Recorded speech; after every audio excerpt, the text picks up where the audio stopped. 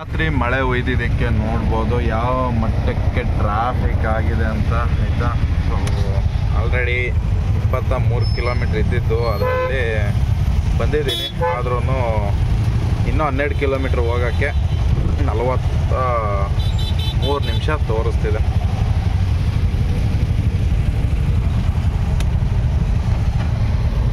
Time 9:39. ಮಳೆ ಬಂದರೆ ಯಾವ ಥರ ಇರುತ್ತೆ ಬೆಂಗಳೂರು ರೋಡ್ ಸಿಚುವೇಶನ್ ಅಂತ ನೀವೇ ಕಣ್ಣಾರೆ ನೋಡಿ ಆಯಿತಾ. ಇದು ಬೇರೆ ದೂರ ಎಲ್ಲೂ ಅಲ್ಲ, ಯಾವುದೋ ಹಳ್ಳಿ ಅಲ್ಲ. ಇದು ಬಂದು ಪನಂತೂರು ಮೇನ್ ರೋಡು, ಅಂದರೆ ಕಾಡು ಬೀಸನಹಳ್ಳಿ ಹಿಂಭಾಗ ರೈಲ್ವೆ ಪ್ಯಾರಲರ್ ರೋಡ್ ಕತೆ ಈ ಥರ ಇದೆ. ಸೊ ನೀವೇ ನೋಡ್ಬೋದು ಹೆಂಗಿರುತ್ತಂತ, ಎಷ್ಟೆಷ್ಟು ಪ್ರಾಬ್ಲಮ್ಸ್ ಇರುತ್ತಂತ. ಗಾಡಿ ಓಡಿಸ್ಬೇಕಾದ್ರೆ ಅಷ್ಟೇ ಈಸಿ ಇಲ್ಲ. ಇನ್ನು ಹೇಳ್ಬೇಕಂದ್ರೆ ಸ್ಟೆಬಿಲೈಸೇಷನ್ ಆನ್ ಆಗಿದೆ ಮೊಬೈಲ್ದು, ಹಂಗಾಗಿ ಅಷ್ಟು ನಿಮಗೆ ಗಾಡಿ ವೈಬ್ರೇಷನ್ ಕಾಣ್ತಿಲ್ಲ ಆಯಿತಾ. ಇಲ್ಲ ಅಂತಂದರೆ ಎಷ್ಟು ಎತ್ತಾಕೋದೆ ಗೊತ್ತಾ. ಆಟೋ ನೋಡ್ಬೋದು, ಮುಂದೆ ಹೋಯ್ತಿದ್ದು ಆಟೋ ಎಷ್ಟು ಒಳಗಡೆ ಹೋಗಿ ಹೊರಗೆ ಬಂದಿದ್ದು ನೋಡ್ಬೋದು. ಇದು ಮೊಬೈಲಲ್ಲಿ ಸ್ಟೆಬಿಲೈಸೇಷನ್ ಆನ್ ಇದೆ, ಹಂಗಾಗಿ ನಿಮಗೆ ಅಷ್ಟು ಅಂದರೆ ಸ್ಟೇಬಲ್ ಆಗಿರುತ್ತೆ ವಿಡಿಯೋ. ಸೊ ಗುಂಡಿಗಳು, ಆಮೇಲೆ ಅದರ ಜೊತೆಗೆ ನೀರು ನಿಂತಿರೋದು ಯಾವ ಮಟ್ಟಕ್ಕೆ ಅಂತ ನೋಡ್ಬೋದು. ಇದು ಬಂದು ಒಂದು ಮಳೆ ಬಂದರೆ ಬೆಂಗಳೂರಲ್ಲಿರುವಂತಹ ಪರಿಸ್ಥಿತಿ. ಇಂತಹ ರೋಡಲ್ಲಿ ಯಾವ ಥರ ಗಾಡಿ ಓಡಿಸ್ಬೇಕು, ಸಾಯಂಕಾಲವರೆಗೂ ಗಾಡಿ ಓಡಿಸೋಕ್ಕಾಗುತ್ತಾ ಇಂಥ ಸಿಚುವೇಶನ್ ಇದ್ದರೆ ರೋಡು ಅನ್ನೋದನ್ನ ನೀವೇ ಯೋಚನೆ ಮಾಡಿ. ಎಷ್ಟು ಸುಸ್ತಾಗ್ಬೋದು. ಮತ್ತು ಅಲ್ಲಾಡ್ಕೊಂಡು ಗಾಡಿ ಓಡಿಸೋದಂತಂದರೆ ಈಸಿ ಮಾತಂತೂ ಅಲ್ವೇ ಅಲ್ಲ. ಒಂದು ಮಳೆ ಹೊಡೆದು ನಿಂತರೆ ಯಾವ ಮಟ್ಟಕ್ಕೆ ಟ್ರಾಫಿಕ್ ಇರುತ್ತೆ ಅನ್ನೋದನ್ನ ನೀವೇ ನೋಡ್ಕೊಳ್ಳಿ. ಸುಮಾರು ಜನ ಅನ್ಕೊತೀರ ಏನಪ್ಪ ಹಿಂಗೆ ಹೋದರೆ ಹಂಗೆ ಮಾಡ್ಕೊಂಬರ್ತೀನಿ, ಹಿಂಗೆ ಈಸಿಯಾಗಿದೆ ತುಂಬ ಅಂತ. ಆ ಥರ ತುಂಬ ಈಸಿ ಇಲ್ಲ, ತುಂಬಾ ಕಷ್ಟ. ಇದು ಸಿಚುವೇಶನ್ಗಳು ನೋಡ್ಬೋದು.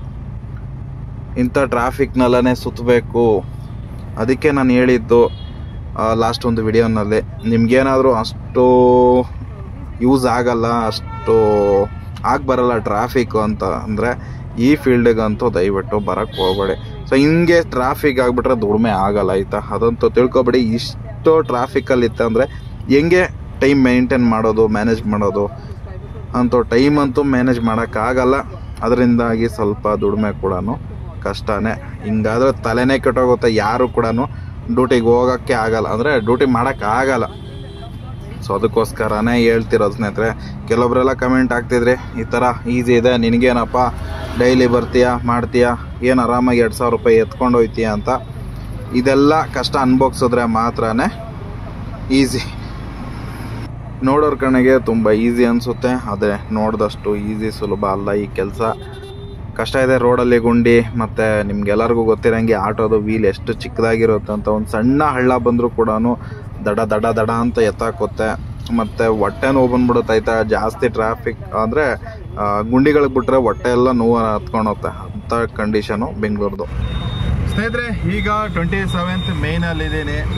ರ್ಯಾಪಿಡೋದಲ್ಲೇ 2 ಡ್ಯೂಟಿ ಮಾಡಿದೆ, 623 ರೂಪಾಯಿ. ಟೈಮ್ ನೋಡ್ಬೋದು 11:44. ಅಯ್ಯಪ್ಪ ಸಿಕ್ಕಾಬಟ್ಟೆ ಟ್ರಾಫಿಕ್ ಜಾಮ್ ಗುರು.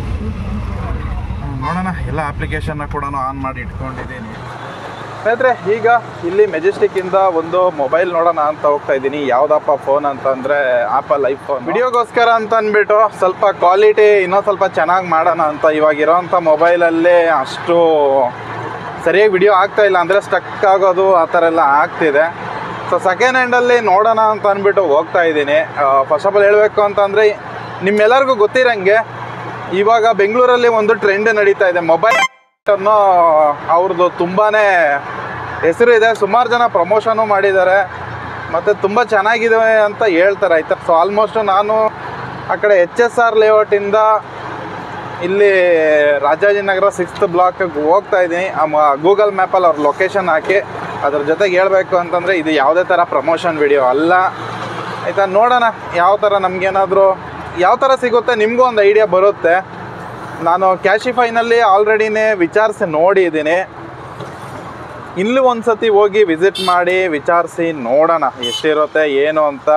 ನಿಜವಾಗ್ಲೂ ನಮಗೆ ವರ್ತ್ ಇದೆಯಾ ಇಲ್ಲ ಅಂತಂದರೆ ಇದೇ ಥರ ಸುಮ್ಮನೆ ಎಲ್ಲರೂ ಸಿಗ್ದವರೆಲ್ಲನೂ ವಿಡಿಯೋ ಮಾಡಿ ಹಾಕ್ತಿದ್ದಾರೆ ಈ ಥರ. ಅದರಲ್ಲಿ ತುಂಬ ಕಡಿಮೆ ರೇಟಲ್ಲಿ ಸಿಗುತ್ತೆ, ಮಾರ್ಕೆಟ್ ರೇಟ್ಗಿಂತನೂ ಒಳ್ಳೆ ಇದರಲ್ಲಿ ವಾರಂಟಿ ಏನೇನೋ ತುಂಬ ಇದೆ. ಸೊ ಅದೆಲ್ಲ ಸಿಕ್ಕಿದ್ರೆ ನನಗೂ ಕೂಡ ಯೂಸ್ ಆಗಬಹುದು. ಸೊ ಆ ರೀಸನಿಂದ ನಾನು ಹೋಗಿ ನೋಡೋಣ ಅಂತ ಹೋಗ್ತಾ ಇದ್ದೀನಿ. ಹಾಗೆ ನನ್ನ ಜೊತೆಗೆ ಶಂಕರ್ ಬ್ರೋ ಮತ್ತು ನನ್ನ ಫ್ರೆಂಡು ಕೂಡ ಕರೆಸ್ಕೊಂಡಿದ್ದೀನಿ. ನೋಡೋಣ ಅವ್ರೇನಾದರೂ ಓಕೆ ಅಂದರೆ ಅವರು ಕೂಡ ನೋಡ್ತಿದ್ದಾರೆ ಮೊಬೈಲ್. ದೊಡ್ಡ ದೊಡ್ಡ ಯೂಟ್ಯೂಬರ್ಸ್ ಎಲ್ಲ ಬಂದು ಅಲ್ಲಿ ತೋರಿಸ್ತಿದ್ದಾರೆ ಕಮ್ಮಿನಲ್ಲಿ ಸಿಗ್ತಾ ಇದೆ, ಚೆನ್ನಾಗಿದೆ ಅಂತ ಅಂದ್ಬಿಟ್ಟು. ಸೊ ಯಾವ ಮಟ್ಟಕ್ಕಿದೆ ಅಂತ ಹೋಗಿ ನಾನು ನೋಡ್ತೀನಿ. ನನಗೂ ಕೂಡ ಬೇಕಿದೆ ಒಂದು ಐಫೋನ್. ಅಂದರೆ ನಾನು ಆದಷ್ಟು ನನ್ನ ಬಜೆಟು 50,000 ಒಳಗೇ ನೋಡ್ತಾ ಇರೋದು. ಯೂಟ್ಯೂಬ್ ವಿಡಿಯೋ ಮಾಡೋಕ್ಕೋಸ್ಕರ ಅಂತಲೇ ಇಂತಿಷ್ಟು ದುಡ್ಡನ್ನ ಕೂಡಿಟ್ಕೊಂಡು ಬಂದಿದ್ದೀನಿ. ಇದೊಂದು ಫೋನ್ ತಗೊಳ್ಳೋಣ ಅಂತ ಅಂದ್ಬಿಟ್ಟು ಯಾವುದೇ ಥರ ಸಾಲ ಮಾಡ್ಕೊಳ್ತಾ ಇಲ್ಲ. ಸೊ ನೋಡೋಣ ಯಾವ ಥರ ಇರುತ್ತೆ. ಮತ್ತು ನನ್ನ ಬಜೆಟ್ ಬಂದುಬಿಟ್ಟು ಒಂದು 50,000ಗೆ ಯಾವ ಥರ ಫೋನ್ ಸಿಗುತ್ತೆ, ತೊಗೊಳಕ್ಕಾಗುತ್ತಾ ಇಲ್ಲವೋ ಅನ್ನೋದನ್ನ. ನಾನು ಮೊಬೈಲ್ ನೋಡ್ತಾ ಇದ್ದೀನಿ. ಸೆಕೆಂಡ್ ಹ್ಯಾಂಡ್ ನೋಡೋಣ ಅಂತ ಹೋದೆ 15. ಬಟ್ ಏನಂತಂದರೆ ನನಗೆ ಇಷ್ಟ ಆಗಿದ್ದು ಇನ್ನೊಂದು ಪ್ರೋ ಮ್ಯಾಕ್ಸ್ ಅಂತ ಬರುತ್ತಲ್ವ, ಅದ್ರಲ್ಲಿ ಕ್ಯಾಮ್ರಾ ಕ್ವಾಲಿಟಿ ಸಖತ್ತಾಗಿದೆ. ಅದನ್ನು ಟ್ರೈ ಮಾಡೋಣ ಅಂತ. ಅಂದರೆ ಸೆಕೆಂಡ್ ಹ್ಯಾಂಡಲ್ಲಿ ನೋಡೋಣ, ಯಾಕಂದರೆ ಬಜೆಟ್ ಇಲ್ಲ ಹೊಸದಕ್ಕೆ ಹೋಗೋಕ್ಕೆ, ಬಜೆಟ್ ಇಲ್ಲ. ಸೊ ಆ ರೀಸನಿಂದ ಏನು ಮಾಡಿದೆ, ಸೆಕೆಂಡ್ ಹ್ಯಾಂಡಲ್ಲಿ ನೋಡೋಣ ಅಂತ ಹೋದೆ. ರಾಜಾಜಿನಗರದಲ್ಲಿ 6th ಬ್ಲಾಕಲ್ಲಿ ತುಂಬಾ ಫೇಮಸ್ ಇರುವಂತಹ ಕೆಲವೊಂದು ಪ್ರಮೋಷನ್ ಎಲ್ಲ ನೋಡಿರ್ತೀರ, ನಿಮಗೆಲ್ಲ ಗೊತ್ತೇ ಇರುತ್ತೆ. ಅಲ್ಲಿ ಹೋದೆ ಗುರು, ಏನೋ ಸ್ವಲ್ಪ ಅಹಂಕಾರದ ಮಾತುಗಳು, ಮಾತಾಡೋದೇ ಇಲ್ಲ.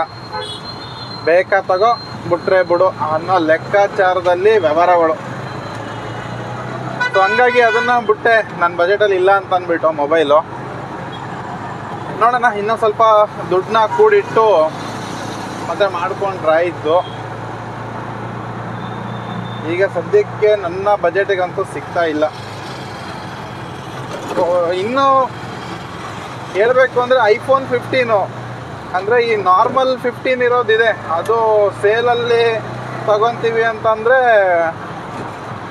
ಏನಿಲ್ಲ ಅಂದ್ರೂ ಒಂದು 55,000-60,000 ಒಳಗಡೆ ಸಿಕ್ಕಬಹುದು ಬಿಗ್ ಬಿಲಿಯನ್ ಡೇನಲ್ಲಿ ಫ್ಲಿಪ್ಕಾರ್ಟು ಮತ್ತು ಅಮೆಝಾನಲ್ಲಿ.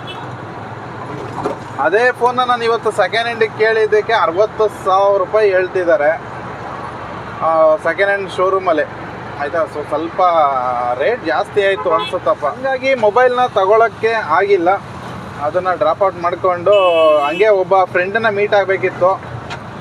ಫ್ರೆಂಡನ್ನ ಮೀಟ್ ಆದೆ. ಫ್ರೆಂಡ್ಸು ಸಿಕ್ಕಿದ ಮೇಲೆ ಗೊತ್ತಲ್ಲ ಅಪರೂಪಕ್ಕೆ ಸಿಗೋದು. ಸೀದಾ ಸಿನಿಮಾ ಕರ್ಕೊಂಡು ಹೋದ್ರು. ಯಾವುದಪ್ಪ ಫಿಲಮ್ ಅಂದರೆ ವಿಜಯ್ ಸರ್ ಅವ್ರದ್ದು ಮೂವಿ ಭೀಮಾ ಯಾವುದು ಹೊಸದಾಗಿ ರಿಲೀಸ್ ಆಗಿದೆ ಅಲ್ವಾ, ಆ ಫಿಲಮ್ಗೆ ಹೋಗಿದ್ದೆ, ನೋಡ್ಕೊಂಬಂದೆ. ಚೆನ್ನಾಗಿದೆ. ಅದನ್ನು ನೋಡಿಕೊಂಡು ನಾನು ನಮ್ಮ ಫ್ರೆಂಡು ಹೋಗಿ ಇಬ್ಬರೂ ಟೈಮ್ ಪಾಸ್ ಮಾಡಿಕೊಂಡು ಮಧ್ಯಾಹ್ನ 2:30 ಹೋಗಿದ್ದು. ಮೀಟಾಗಿದ್ದು ನನ್ನ ಫ್ರೆಂಡ್ನ. ಹಂಗೆ 1 ಅವರು ಅವನಿಗೂ ಸ್ವಲ್ಪ ಕೆಲಸ ಆಯಿತು.